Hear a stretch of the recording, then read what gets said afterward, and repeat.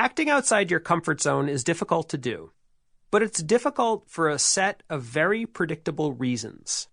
Once you understand these reasons, you'll be better equipped to manage them. As I indicated earlier, I've uncovered a set of 5 core psychological barriers people often face while trying to act outside their comfort zones. Number 1, the authenticity challenge. The feeling that this isn't me at all, and the distress that results from that feeling. Number 2, the likability challenge. The sense that doing this will make people not like me, and the worry that results from that perception.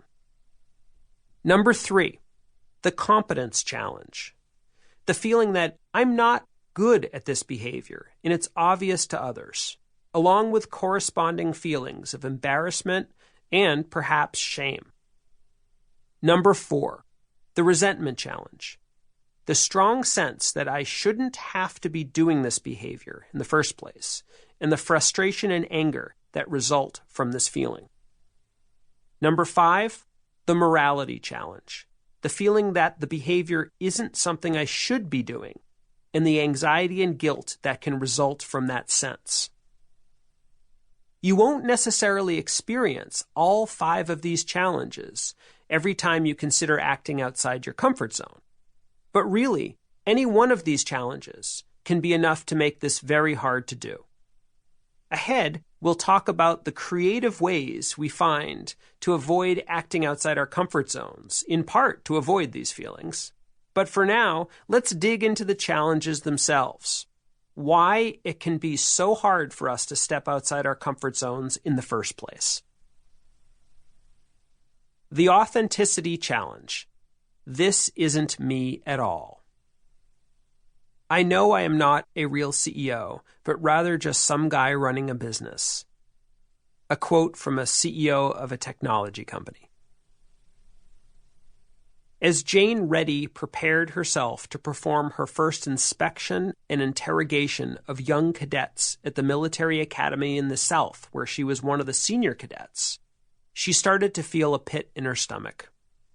She fully understood the purpose of the daily formation exercises, to make sure that the cadets were well prepared and could speak logically under pressure.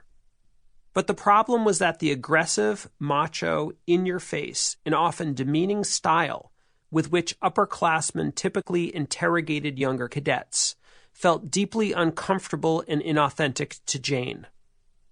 Jane's typical style would be far less aggressive, but that's not how she was expected to act, or at least how she thought she was expected to act. So when it came time to interrogate her first cadet, and Jane noticed he hadn't shined his belt buckle, which was a requirement for these formation exercises, Jane really let him have it. She screamed like she had never screamed at anyone in her life. She was a drill sergeant on steroids, berating the youngster like nobody's business. And it was successful, so successful, in fact, that after about 15 seconds, the cadet began to cry. Now, that was not the plan, and something Jane never expected to happen.